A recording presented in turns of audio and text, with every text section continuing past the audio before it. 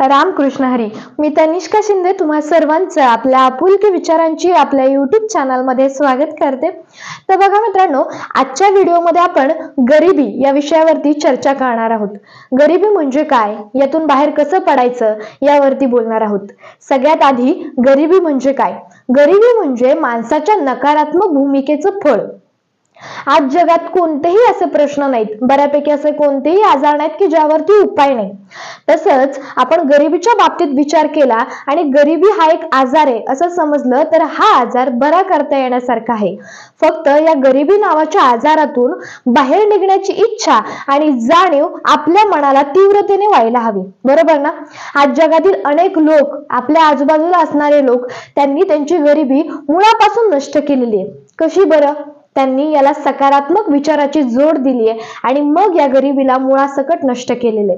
आज जगातील 85% लोक गरिबीत जन्मतात आणि गरिबीतच मरतात. त्याचं कारण असं, त्यांनी त्यांच्या मनाची समजूत करून घेतलेली असते की गरिबी हा एक अटळ शाप आहे, यातून आपण कधीच बाहेर निघू शकणार नाही आणि गरिबी आपल्या नशिबाचे भोग आहेत आणि हे आपल्याला भोगायलाच लागणार आहेत. अशी समजूत करून घेतल्यानंतर आपण गरिबीतूनच काय, कोणत्याच संकटातून बाहेर निघू शकणार नाही, बरोबर ना? पण अशा वेळेस आपणच काय केलं पाहिजे? आपणच आपल्या मनाची समजूत घातली पाहिजे. आपणच आपल्या मनाला समजवलं पाहिजे की नाही, या परिस्थितीला आपल्याला हरवायचंय, या गरिबीला आपल्याला हरवायचंय आणि यातून आपल्याला बाहेर निघायचंय, कष्ट करायचेत. आज जी परिस्थिती आहे ती उद्या राहू द्यायची नाही, यासाठी आपल्याला मेहनत करायची आणि ह्या गरिबीतून बाहेर निघायचंय, हे आपणच आपल्या मनाला सांगितलं पाहिजे. आज जगातील हजारो लक्षाधीश लोक आहेत, त्यांना एक वेळचं जेवायला नव्हतं, पण तरी सुद्धा आज ते लक्षाधीश आहेत. कसे बरं? देवाने दिलं का त्यांना आणून एका रात्रीत? असा काही बदल होतो का? देवाने दिलं का त्यांना एका रात्रीत आणून? नाही हो. त्यांनी त्यांच्या बुद्धीचा, कौशल्याचा वापर केला आणि मग ते आज इथपर्यंत येऊन पोचलेले आहेत. आपल्याला फक्त त्यांचं यश दिसतं, पण त्यामागचा त्यांचा संघर्ष दिसतो का? नाही. त्यांनी दिवसाची रात्र, रात्रीचा दिवस करून, मेहनत करून, कष्ट करून आज हे दिवस उभे केलेले आहेत, म्हणून आपल्याला आज ते लक्षाधीश दिसतात. पण आपण काय म्हणतो? जाऊ दे, गरिबी हा माझ्या नशिबाचा भाग आहे आणि असं म्हणून या गरिबीला असंच सोडून देतो. पण एक गोष्ट लक्षात ठेवा, ज्या वेळेस आपण आपल्या गरिबीला आपल्या नशिबाचा भाग समजतो, त्यावेळेस आपण आपलं अस्तित्व हरवून बसलेलो असतो. मान्य, या गरिबीतून बाहेर निघताना हजारो लाखो संकटांना आपल्याला सामोरं जावं लागतं आणि या संकटांना सामोरं जात असताना आपल्या मनाचं खच्चीकरण होतं. एक पॉइंट असा येतो की आपल्याला असं वाटतं, नाही आता बास, मला यापुढे काही करायचं नाही, जी माझी परिस्थिती आहे ती ठीक आहे, मी या परिस्थितीत माझे दिवस काढेल.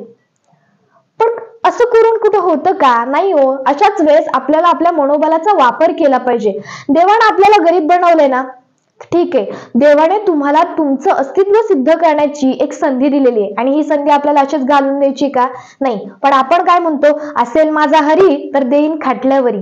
अहो, आपण जर असंच म्हणत राहिलो ना, तर आपल्या आयुष्यात, आपल्या नशिबात कायम खाटलंच येणार आहे. बऱ्याच लोकांची ही पण तक्रार असते की गरिबीतून बाहेर निघण्यासाठी आम्हाला संधी मिळतच नाही. अहो, कशाला पाहिजे तुम्हाला संधी? संधी स्वतः निर्माण करा. We must create opportunity to escape from this sort of life, हे आपणच आपल्या मनाला सांगितलं पाहिजे. आपण काय म्हणतो? पैसा येऊ दे, बघू, मग काहीतरी करू. पण पैसा काय म्हणतो माहितीये का? आधी तू काहीतरी कर, मगच मी तुझ्याकडे येतो. एक गोष्ट लक्षात ठेवा, गरिबी हे स्लो पॉइझनिंग आहे. गरिबी हे एक स्लो पॉइझनिंग आहे. हळूहळू हे विष आपल्या अस्तित्वावरती घाला घालतं आणि आपलं अस्तित्व संपवून टाकतं. आता तुम्ही म्हणाल, कसं बरं? समाजात वावरत असताना तुम्ही बऱ्याच लोकांकडे पाहिलं असेल, त्या लोकांना तुच्छ वागणूक दिली जाते, हिडीस केलं जातं. का? तर ते गरीब आहेत म्हणून. कारण या समाजात जे फायनान्शियली स्टेबल लोक आहेत, त्यांच्याच मताला आणि त्यांनाच किंमत दिली जाते. भलेही ते अनएज्युकेटेड का असेना, पण त्यांच्याकडे पैसा आहे, ते फायनान्शियली फर्म आहेत, म्हणून त्यांना किंमत दिली जाते आणि गरीब लोकांना नाकारलं जातं. आणि मग यामुळं त्या गरीब लोकांचा अभिमान, स्वाभिमान, मेहनत, जिद्द, आकांक्षा, कष्ट करण्याची तयारी, जे काय असेल ना, ते सगळं धुळीस मिळून जातं आणि हळूहळू त्यांच्या अस्तित्वाचा नाश होतो. अस्तित्व नाकारलं जातं समाजातून त्यांचं. पण मी एक गोष्ट तुम्हाला सांगेल, जर तुम्ही गरिबी पाहिली नसेल, अनुभवली नसेल, तर तुम्ही दुर्दैवी. पण जर तुम्ही गरिबीला तुमच्या नशिबाचा भाग समजत असाल आणि नशिबाचे भोग समजून त्या गरिबीला भोगत असाल, तर तुम्ही त्याहूनही दुर्दैवी आहात. कारण बिल गेट्स म्हणतात, if you are born poor it's not your mistake. If you are born poor, it's not your mistake, but if you are die poor, it's your mistake. म्हणजेच तुम्ही गरीब म्हणून जन्मता ही तुमची चूक नाहीये, पण तुम्ही गरीब म्हणून मरता ही तुमची चूक आहे. बरोबर आहे ना? एक गोष्ट लक्षात ठेवा, गरिबी हे एक वाईट फेस आहे. आपण म्हणतो ना हेही दिवस जातील, तसंच म्हणायचं गरिबीच्या बाबतीत पण हेही दिवस जातील, पण हे दिवस जाण्यासाठी आपल्याला कष्ट करावे लागणार आहेत, काहीतरी करावं लागणार आहे, कुठून तरी सुरुवात करावी लागणार आहे. भलेही तुम्ही कुठेही जाऊन पडा, माघारी या, पण सुरुवात करा, मेहनत करा, कष्ट करा, एक ना एक दिवस फळ येणार आहे. एक छोटस उदाहरण सांगते. मला सांगा, एक फुलपाखरू तुम्ही बघितलं असेल, सगळ्यांनीच फुलपाखरू बघितलं असेल. आपण त्या फुलपाखरूकडे कसं आकर्षित होतो सांगा बरं. पण हा फुलपाखरू होण्यापर्यंतचा प्रवास किती कुरूप आहे पाहिला तुम्ही. तुम्हाला माहित असेल, पहिल्यांदा एक अंड असतं, मग त्यातून एक अळी बाहेर निघते, ज्याला सुरवंट असं म्हटलं जातं. त्या सुरवंटाला पाहिलं तर आपल्याला किती किळस येते, किती कुरूप दिसतं ते.